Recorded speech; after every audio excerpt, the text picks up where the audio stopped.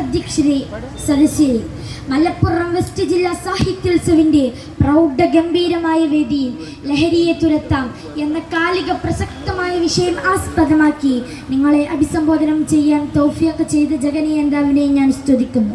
അൽഹംദുലില്ലാ. കരൾ പങ്കിടാൻ വെയ്യേണ്ട പ്രണയമേ, പകുതിയും കൊണ്ടുപോയി ലഹരിയുടെ പക്ഷികൾ. ഒരു മലയാള കവിയുടെ പ്രശസ്ത വരികളാണിത്. പ്രണയനിക്ക് കൊടുക്കേണ്ട കരൾ ലഹരിക്ക് കൊടുത്ത ഒരു കാമുകന്റെ ആത്മരോദനമാണിത്. ആധുനിക സമൂഹത്തെ കാർന്നു തിന്നുകൊണ്ടിരിക്കുന്ന ലഹരിയുടെ കരാളഹസ്തങ്ങളിൽ നിന്ന് സമൂഹത്തെ രക്ഷിക്കൽ നാം ഓരോരുത്തരുടെയും സാമൂഹ്യ ബാധ്യതയാണ്. സാമ്പത്തികമായും സാമൂഹികമായും വിദ്യാഭ്യാസപരമായും അതിവേഗം പുരോഗമിച്ചു കൊണ്ടിരിക്കുന്ന ഒരു സമൂഹത്തിൽ ലഹരി ഏൽപ്പിക്കുന്ന പ്രഹരം അപാര പ്രത്യാഘാതങ്ങളാണ് സൃഷ്ടിച്ചു കൊണ്ടിരിക്കുന്നത്. സമൂഹത്തിന്റെ ശോഭനീയമായ ഭാവിയെയാണോ അത് തകർത്തുകൊണ്ടിരിക്കുന്നത്? സർവ്വതിന്മകളുടെയും ഉറവിടമാണ് മദ്യം അഥവാ ലഹരി. മദ്യം നിഷിദ്ധമാണെന്ന് ഉണർത്തിക്കൊണ്ട് പ്രവാചകൻ പറയുന്നു, അൽ ഖംറു ഉമ്മുൽ ഖബായിസ്. എല്ലാ തിന്മകളുടെയും മാതാവാണ് ലഹരി.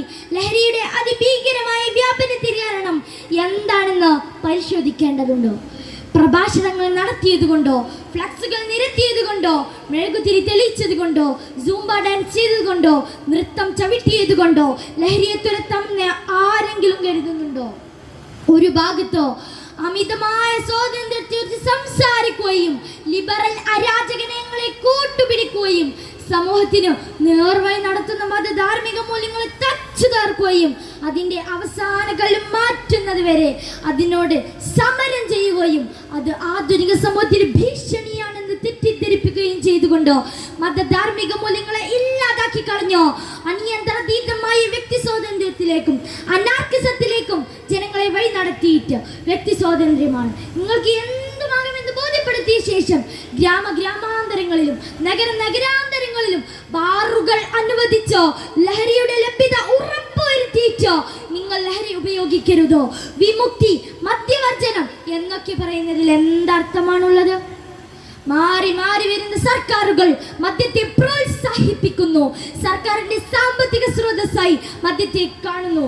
കുടുംബ ബന്ധങ്ങൾ തകരുന്നതോ, കൊലപാതകങ്ങൾ വർദ്ധിക്കുന്നതോ, റോഡുകൾ ചോരക്കളമാകുന്നതോ, വഴിയോരങ്ങളിലെ തുണിയില്ലാ ചാട്ടങ്ങളോ അവർക്കൊരു പ്രശ്നമേ അല്ല. ഇവിടെയാണ് നമ്മുടെ പൗരബോധം പൗരധർമ്മം ഉണരേണ്ടതും.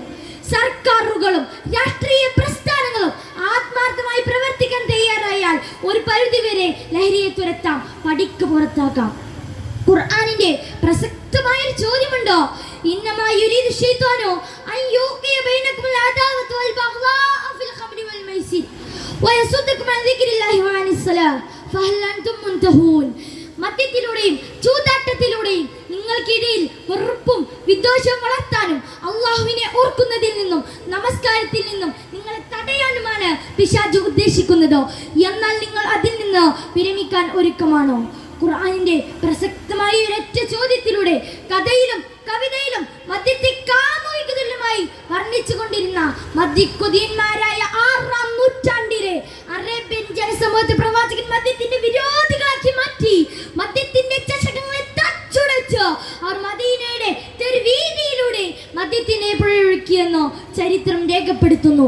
എന്നാൽ വിദ്യാസമ്പന്നരായ നമ്മുടെ ആധുനിക സമൂഹം മദ്യത്തെ വർജിക്കുവാനും ലഹരി വിരുദ്ധരാകുവാനും തയ്യാറാകുന്നില്ല എന്നതാണ് ഖേദകരം. നിങ്ങളുടെ ആരോഗ്യം, സമ്പത്ത്, അഭിമാനം എല്ലാം തകർത്ത് കളയുന്ന ഈ ലഹരിയുടെ ഒന്നുവിട പറഞ്ഞുകൂടെ?